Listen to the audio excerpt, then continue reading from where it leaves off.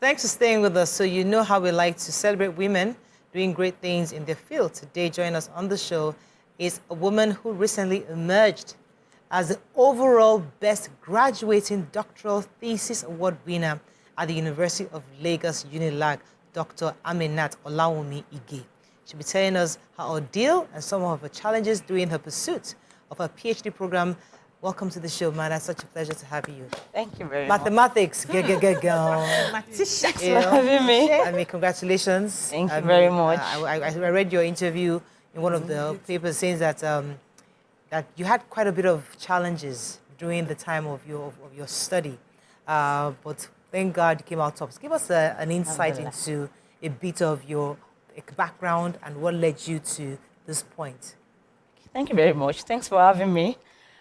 Well, the PhD, yes, PhD is in mathematics, something I've always wanted to have, after my MSc in mathematics. But, at that point that you're like, PhD now again, where is the money? I want to work, I want the money first. And so I went to banking. And then, but, my PhD supervisor, my main supervisor, that's Professor Johnson Lalero, while I was in the bank, every time he would call and he would say, "You are carried away by money. Your PhD, you are carried away by money. You've forgotten research." So he kept on reminding me that I really want to go deeper into mathematics. So every time I tell myself, I'm still going back. So I also have a couple of people telling me, "But you like this maths, you know these maths. What are you doing in banking?" I'm doing very well in banking because I was flying high also in the banking industry. I was getting promoted. I was doing great. Yeah. So there was this little bit of confusion then. Along the line, the former Vice Chancellor of Lagos State University, Professor Fagbon, we happened to come from the same town, and he also kept reminding me that you said you want to do research. You said you want to impact in more people. How many people will you impact in the bank? I said, I will. He said, but there's a goal you said. I said, I want to have it all. So, Professor Fagbon was there, Professor Laleru was there, and a couple of other people. It was not an easy decision for me because I knew, taking PhD in mathematics means that I would leave the bank at that period. Some people said, but you can do both. I said, see, in the bank, I'm doing something not entirely different, but different.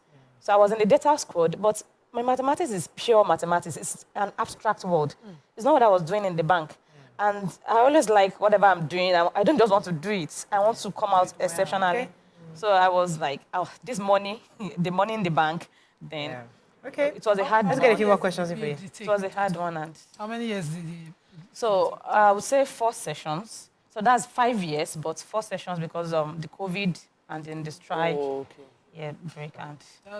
Let me ask you. Okay. When we go to school, we like to say, okay, I want to become so and so. That's why I want to study this. So it takes me to that line. Now you finished, you became a banker and decided to go back for your PhD. Now, let me ask you in layman's terms, the way you talk to your children. What do you want to become from this mathematics PhD that you have? Okay.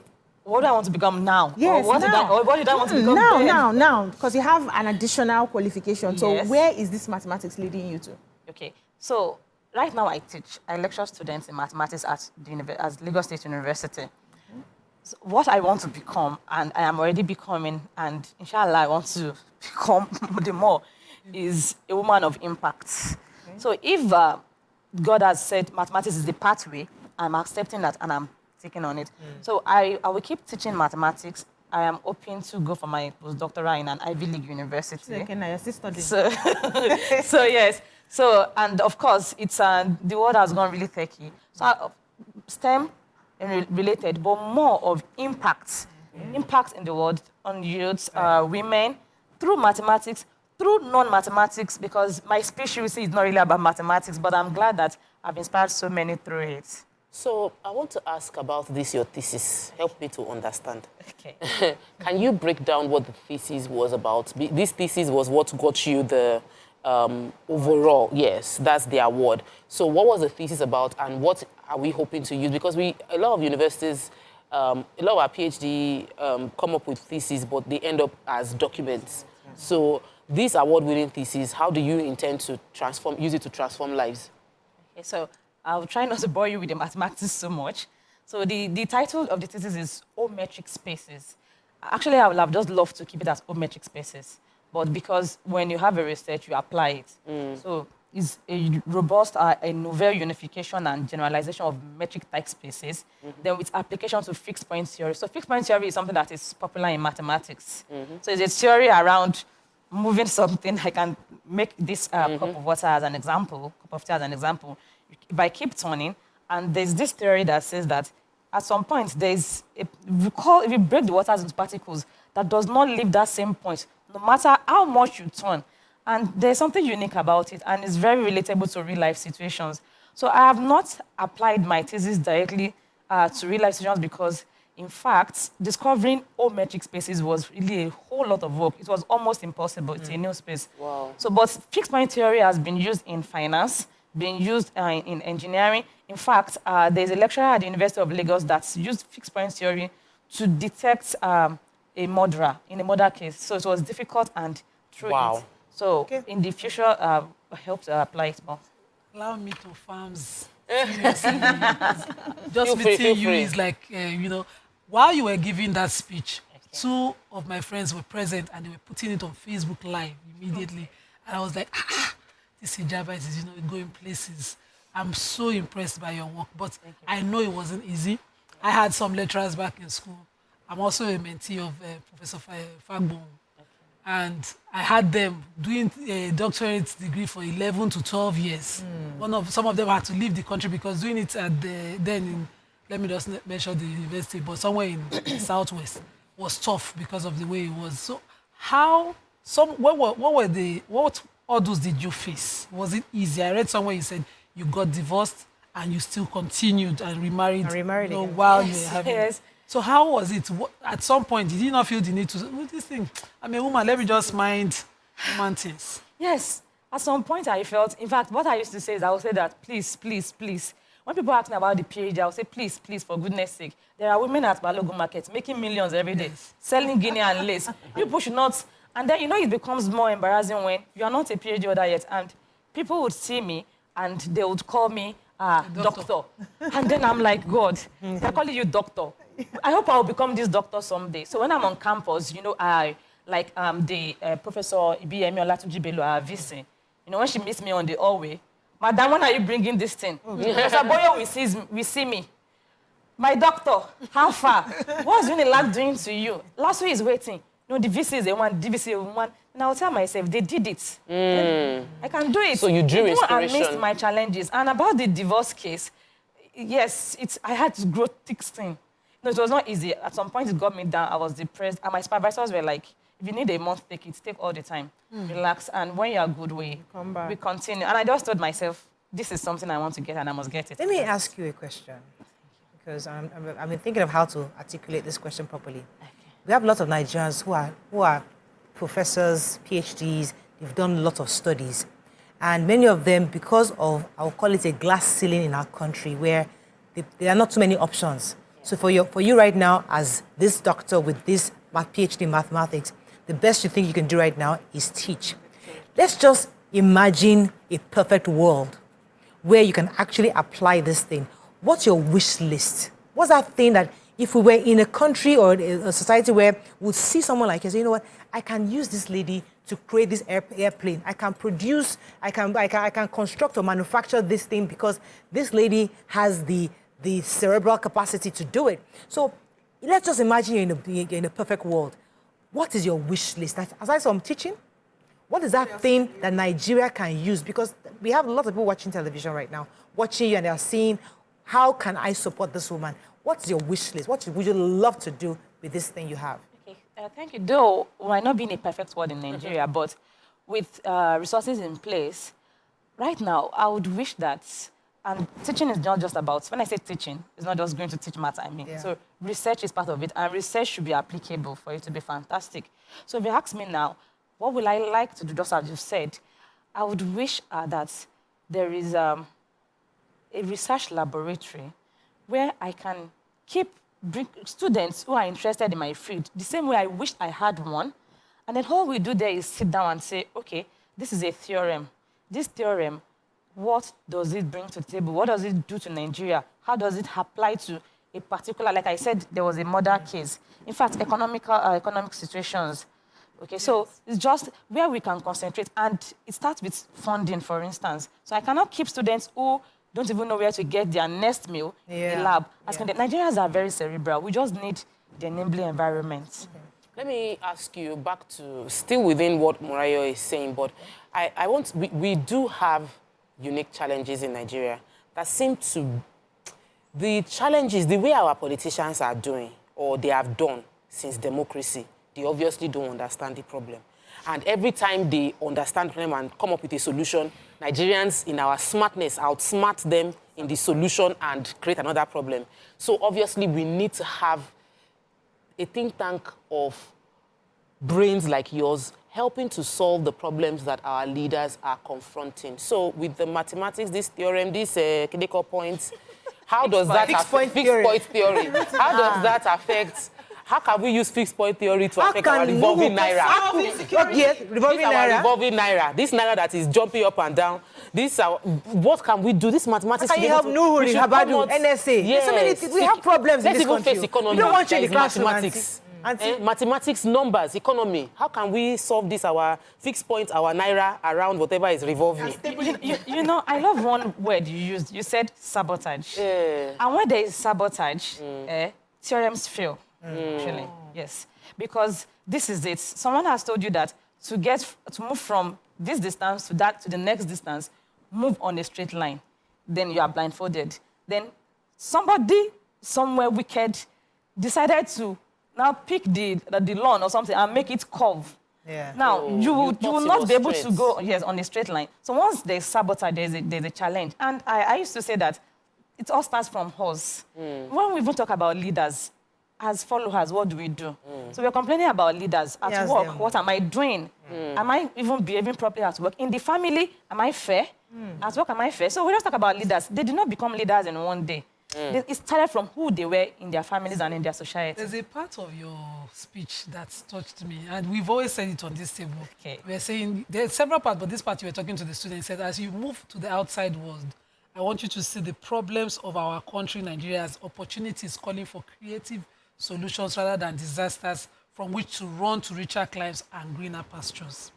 We have Nigerians in every country on this earth. Name it. And they're not ordinary Nigerians, so they're doing amazing things. But they'll tell you, you cannot walk back home. But you stayed. You stayed in Lasso, you lectured there, you know, you encourage people to, you're talking about funding now, you're talking about research. How do you see it when your mates leave? And how many more young people are you impacting to say, let's look, for instance, I don't think she's leaving because our mentors are here too. So, for instance, we have this pharmaceutical problem now. They say, JSK, don't leave everybody. But we have local ones. And we're thinking it's impossible to even have the resources to make, medicine here. How would you address that? So, actually, that statement was from the Vice Chancellor, not me. Though I've seen some papers quote it. But about staying back, about what to do, like I said earlier on, as long as the sabotage is one problem there, then I stayed back. It's not like there was no pressure for me to leave. I had a lot of opportunities, as in, people were like, just fill the form. So, but I said, I've never really been okay with you just picking up from Nigeria and you're gone. So when my friends leave, I'll tell them, no, it's good. All of us cannot stay. But please be a good ambassador and please come back home. Go, do well, come back home and impact on others. So she was asking me when I'm going to leave. Well, anytime I decide to leave the country, one thing is that I don't know if I'm even leaving. And if I have to leave, sometimes I'm leaving for a course. When I mean a course, probably not mathematics, for a reason, and then I don't think I can do without coming to Nigeria every 6 months. I want to come back home because this is where it happens. Anywhere I go to, this is where the place that matters. Thank you. I agree with you, my sister. This is where it happens. So I want to ask you, I know there are people who would prefer to study abroad because they believe that, studying here, there are a lot of challenges, the strikes and all of that. But I want you to, in all honesty, give me some unique challenges you faced while you were doing your study here and what could be done to better it so that more people can just choose to stay here and do their studies. Yeah, truly, there are unique challenges. And But I told a friend sometimes again, I've told many people that sometimes we don't know. For me, I stayed back, and I'm glad I did. I don't know if I would have been able to float abroad when I was in depression and co. I don't know if that white man or woman will have been able to understand my unique problem. But because these people are Nigerians, they're my supervisors, they've known me, I think it actually helped me. They know when I can take the break. Yes, encouraged me.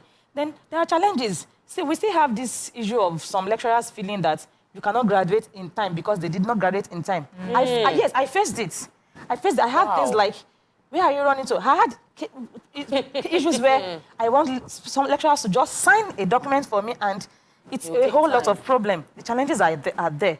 But, like I always tell people, if you are built for greatness, you are meant for greatness, and there are no obstacles, you don't have stories of thorns. How do you tell stories of crown? So step back here, do something for yourself. There are challenges. Focus on overcoming them, and you will. As long as you tell yourself, I will overcome, you will. So let me add to that question in a different way. Do you think that you would have had a better journey to being this PhD holder in mathematics if you had gone to do this PhD abroad? That's not that question. Why are you trying to... No, what I'm asking is because people are watching and thinking that our educational sector is not working. And she mentioned challenges, but she should also mention the opportunities. What are the blessings? What were the things that you feel like you cannot get it in that place you are in? Encouragement. So I've mentioned one, because I've had friends go abroad and they said they are down and it's lonely there because they said all their neighbors shut their doors. There's nobody. And then sometimes their supervisor does not even... What they think is a problem they are brooding on, the supervisor is like, what's the big deal about this? But a Nigerian would say it. Because of that's what them too. Would I have done better out there? I would not say yes. Oh, no. And because, yes, and I will not say no, but because my thesis results is not like, it's a very good thesis result for Nigeria. Ometric spaces is something that has never been done before, not in Africa, not in the world. Wow. No, in the world of mathematics, it's a novel result entirely. So if I had been in the US or in the UK, it is still ometric spaces. Wow. Amazing. So we have to wrap up with you. I want to ask about the divorce. Go ahead. Okay. Yeah, I didn't want to touch that. Will you want, because... No, go ahead. No, go ahead. If there's something I'm not comfortable with, I'll let you know. Fantastic. Our culture makes a divorced woman into a failure. Stigma. And there's this stigma around the fact that you have divorced because of school and you're still facing the school. Now, what was the societal support you had, and how did you encourage yourself to continue to strive for your goals despite having to overcome that particular challenge? The truth is that if you're a divorced woman in Nigeria, don't look forward to societal supports. If you get it, fine. If you don't get it, fine. I had a lot of things. In fact, when I walk into a man's office, or I have something to do with a man, and just by virtue of being professional or something, the next thing the wife or whoever is thinking is that she's brilliant, she's that, my husband. That's it. Then that is even, yes, and that is on one part. Even your fellow women are looking at you like you are not doing great. Even some men, you are vulnerable, and they see you as such, and they make you feel like you are not, like I have people that used to call me auntie or use disrespect. The moment I got divorced, the person, I just saw like two people, they just called my name, Piam, like that. Wow. And, I will tell every divorced woman out there, when you encounter these problems, don't dwell on it. Just look at the person and say that you come back to return that respect in double fold. I will not even have to talk. Just focus, grab what you have to grab. Let me take this call from David. David, thanks for calling. You're live.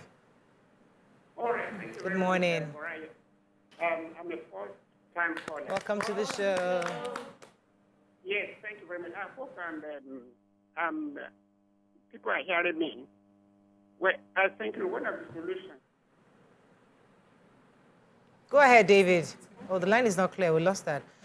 Let's take a few more questions. Yeah, you are not finished, though. The remarriage, Yes. So that's it. And I'll also say that, like Yoruba said, they say that if a boss hits you, it's a boss that will also take you to the hospital. So I'm not of this notion of men as scum. Because the truth is that unless we are deceiving ourselves, if you have a good mind by your side, you will do much, much more better than whatever you are doing. So instead of that, just take that as cordial. Take it as your that it has happened, it's destined. Move on and, you know, you take the lessons from it so that this time around, How did you get it right just meet better. somebody else so quickly? No, okay, so I'm a Muslim, Yeah. and the thing is that once there's someone that is interested in you, are interested in each other, you don't waste time on it so that you don't get into Same. fornication Yeah. in the process. So he has always been on my campus. Yeah. He has just, it's just Has there. been As, scoping he has you just been with there one as a director of etc. No, there's nothing. In fact, he's like one of the people that used to tell me, you are a Muslim, you cannot stay single forever, go and find someone. Yeah. Go and find someone. And sometimes So you get the agenda. sometimes people will go to him. Yeah, you know, Sometimes I'll tell him, toast I saw someone, but this one, his head is not correct. And I'll go, but I didn't think, I Would happen. see I it need to, coming. Dr. Ige, I need to Hey. ask this question, you know. Religion, we need to The support towards your doctorate or your career. You're a career-driven person, and it's not you cannot be the general stereotype Muslim woman. You know, we're supposed to be family-oriented, marry, born, children. So career, if you're too much, is that one of the reasons? Was that one of the disagreements that led to the divorce? Were you judged for being too career-focused? Or was it something else? Was it something else? Okay, it's part of it though, I'll be honest. But it's not like I was too, well, to me, probably to the other person I was. Because, yes, along the line, we've had conversations and I've had him say things like, what are you chasing? You've had this already. Even men don't have this thing that you have already. What are you chasing? And I'm like, see, I have a goal. I have a dream. Either you fly with my dream or I fly alone. It's part of it. But by and large, I used to tell people that, yes, I was very young. He is young. We both have our mistakes. Probably if I was this wise, maybe, yes, the challenge with them, maybe I would have managed it better. So both have but I think this career thing, this I want to fly thing, yes, it's there. But, you know, to my listeners out there, you have a dream. The man is not supportive. He's not buying into it. You don't have to, it's not by fight. Like, there are still ways you can try to get his buy-in. It is when all efforts fail, that's when you can say it's time to fly alone. Okay, let me take this call from Agbola, from Ilorin. Thanks for calling. Okay, good morning. Morning, sir. I want to appreciate you all. Actually, Aminat happens to be one of our greatest products from Hackathon, and seeing her on TV makes me really proud. I just want to appreciate you. We went to the same primary school. I'm glad seeing you on TV again. And I just want to encourage you to invest more of this knowledge into Hackathon town, to bring out more people from this town, to show that they are really proud people from this town, Hackathon. Yeah, thank you very much, Agbola. Go ahead, Bisi. Yes. So before the question, me and Mo here were just whispering to ourselves. Are you sure Don't we're say not it out, don't say it out. Okay. Yes. So you mentioned that you gave an analogy of people who took out the respect they had when the divorce issue happened, and you said that they would bring back the respect. Now, bringing back the respect, did you tie it to marriage, remarrying? What if you didn't remarry? How would you be happy if you had chosen, okay, this is my career now, marriage has failed, let me go on? How do you think you can bring back the respect? I didn't tie it to marriage because I told myself either I remarry or not. But what I told myself then was that it will get to a point where these people will tell their own kids, well, even if you will not be married, don't be married. If you be divorced, don't be divorced. This is somebody. She is divorced. She is now doing well. Look at the impact she has in the world. So I did not tie it to marriage. I wanted but to just have a way of compensating. Because you. my plan was that even if I find a man I want, I was going to wait after my PhD before I marry. But I got a very fantastic one that I could not wait till after. You look like a fantastic person yourself. You're quite bubbly. I could not wait till. We tried to wait a bit then. I was like, I've known this man, and is someone that will not give me. He's not going to give me any problem. It's obvious. So it's not like he's going to say. She's bubbly. I love her already. UNILAG convocation, and after that, so how have the people of Akeson, people of Alimosho, I know last will be shouting, but the people of your place, how was the reception? How proud were they? No, they are very happy. In fact, on my way here, I still spoke with the king on the phone because the Aworis in diaspora in US, UK, and Canada, they are hosting me.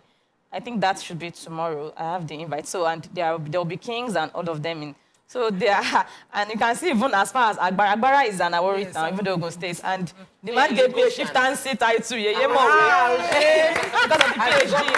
So I had a chieftaincy title before, that's the Yogi of Akeson Kingdom, and then just immediately after the convocation, after the award, Agbara, Have you seen in our, fact, it's in the have papers. you seen our governor? No, I've not seen the governor. I'm waiting for his call.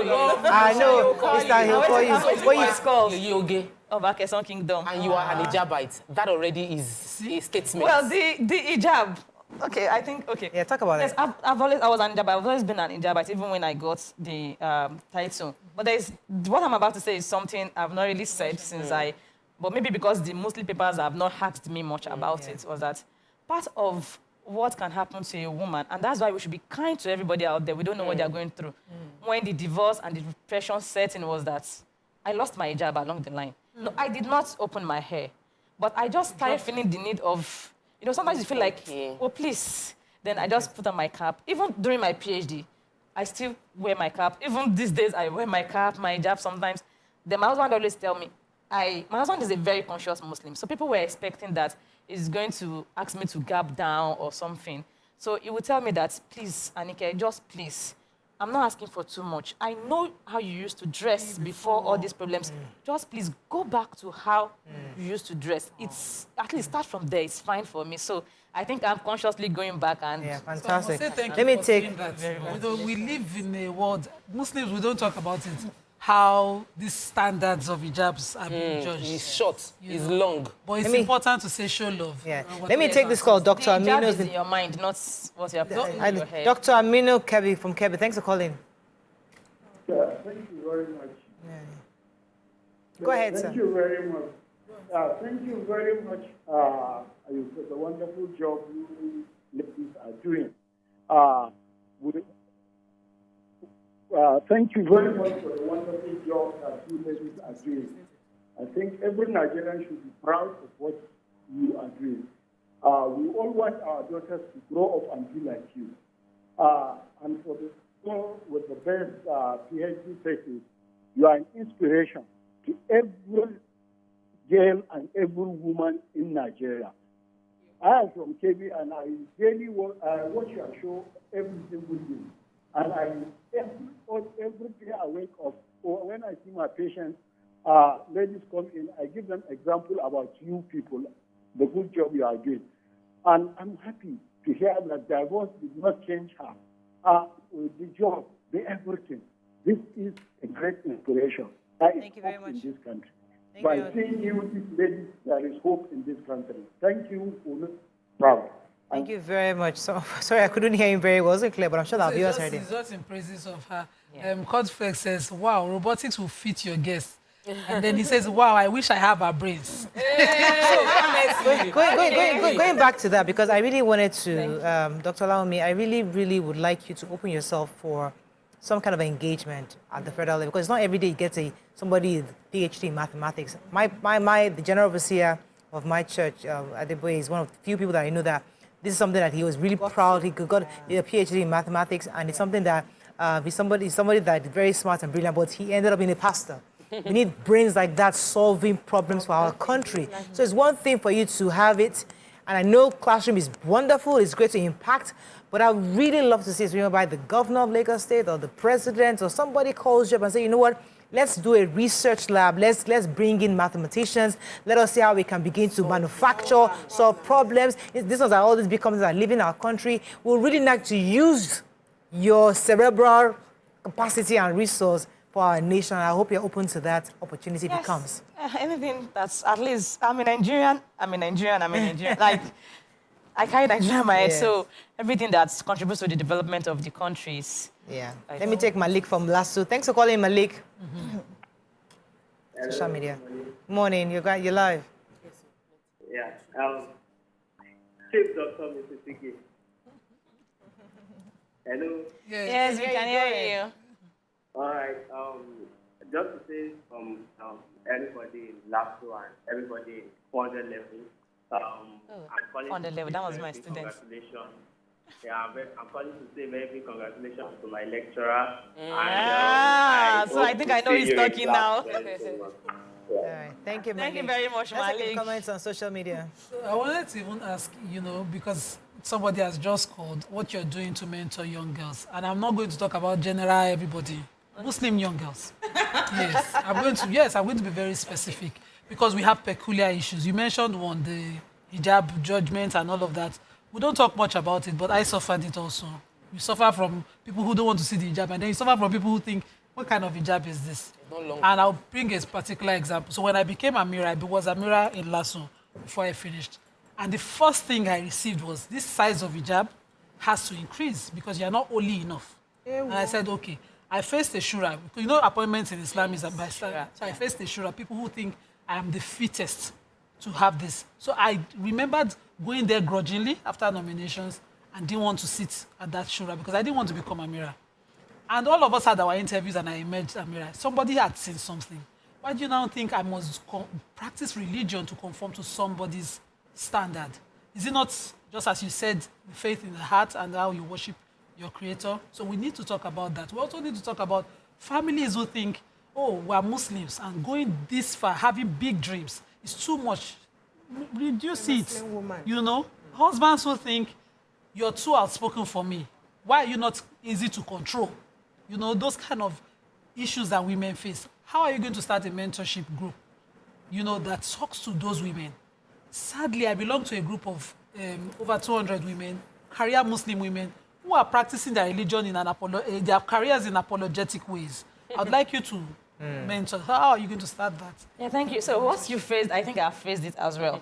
Especially when I wanted to get married. Like I said earlier, my husband is this very conscious people, and there are people who feel, no, Dr. Ige, you cannot marry this kind of a person. She's yogi. But some people even went as far as saying that she's an idol worshiper because I wear beads, I don't beads, I wear.